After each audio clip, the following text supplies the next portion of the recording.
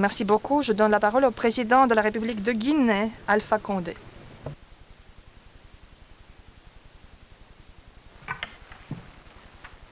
Excellence, Monsieur le Président Vladimir Poutine, président de la Fédération de Russie, Excellence, Monsieur le Président Al-Fattah al-Sisi, président de l'Égypte, Excellence, Mesdames, Messieurs les chefs d'État et de gouvernement, Monsieur le Président de la Commission de l'Union africaine, Mesdames, Messieurs.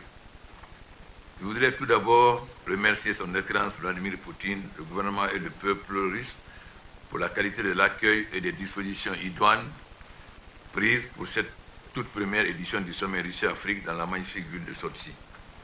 Ce sommet qui nous réunit ici est certainement le témoignage d'une nouvelle ère et d'un approfondissement de la relation historique particulière que notre continent entretient avec la Russie. En effet, les luttes communes que nous avons menées pour la libération des peuples opprimés ont inspiré d'autres soutiens et sympathies, sans lesquels la reconnaissance du continent dans la sphère mondiale aurait été beaucoup plus difficile. Aussi, elles ont joué un rôle fondamental dans le changement de paradigme qui a consolidé les relations internationales après la Seconde Guerre mondiale. Le prix élevé que la République de Guinée a dû payer pour avoir eu le courage de refuser des solutions néocoloniales a limité son accès au financement, aux investissements et au commerce international. Ce sont des pays comme l'Union soviétique qui ont permis l'ouverture de ce qui est devenu un blocus et de construire les premières bases de notre État. La condition de la Russie a été multidimensionnelle, y compris dans les domaines économiques, de la santé, de la sécurité, de l'éducation, de la recherche, et particulièrement l'Institut Polytechnique de Conakry et le Centre de recherche océanographique de Guinée.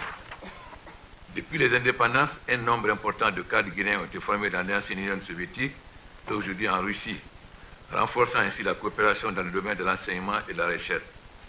C'est aussi le lieu de réitérer la gratitude du gouvernement guinéen et du peuple de Guinée à la Russie son assistance lors de la crise Ebola 2014-2015 avec l'installation d'équipements de dernière génération en microbiologie qui a permis de lutter efficacement contre l'épidémie.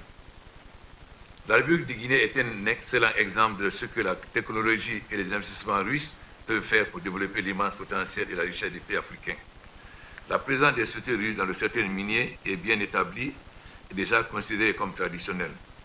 En ce qui nous concerne, les conditions sont déjà créées pour une expansion toujours bienvenue de la diversification verticale de cette production. Cela permettra une valeur ajoutée pour nos matières premières, que ce soit en les transformant ou en améliorant notre logistique de support. Mesdames, Messieurs, l'importance de cette rencontre est de pouvoir démontrer que l'avenir de la planète, qu'il s'agisse de la démographie, de la sécurité, du climat et de l'environnement, voire de la technologie, passe par l'Afrique. Le plus important réservoir des futurs jeunes consommateurs sera l'Afrique. À l'avenir, la jeunesse de la population africaine deviendra une opportunité pour le monde plutôt qu'un défi du continent. Il est temps pour tous nos partenaires de prendre des initiatives leur permettant de saisir cette opportunité dans une démarche gagnant-gagnant. Nous devons conjuguer nos efforts en l'intérêt de deux continents. Nous, Africains, apprécions l'adhésion de la Russie au principe qui protège les intérêts du continent sur le long terme. Un des secteurs porteurs à cet effet demeure l'énergie. C'est pourquoi nous invitons la Russie à participer au financement d'une initiative africaine pour l'énergie renouvelable. Lors de nos dernières visites en Russie en 2016 et 2017, nous avons encouragé le président Poutine à organiser une telle sommet. Aussi, nous sommes heureux que ce sommet se tienne aujourd'hui. Ouvrons donc les portes à une coopération plus féconde, plus engagée, plus créative, pour le meilleur pour la Fédération de Russie, pour le meilleur pour les États africains, assoiffés d'un partenariat mutuellement avantageux. Vive l'unité et l'émergence africaine, vive la coopération russo-africaine, vive la coopération internationale. Je vous remercie.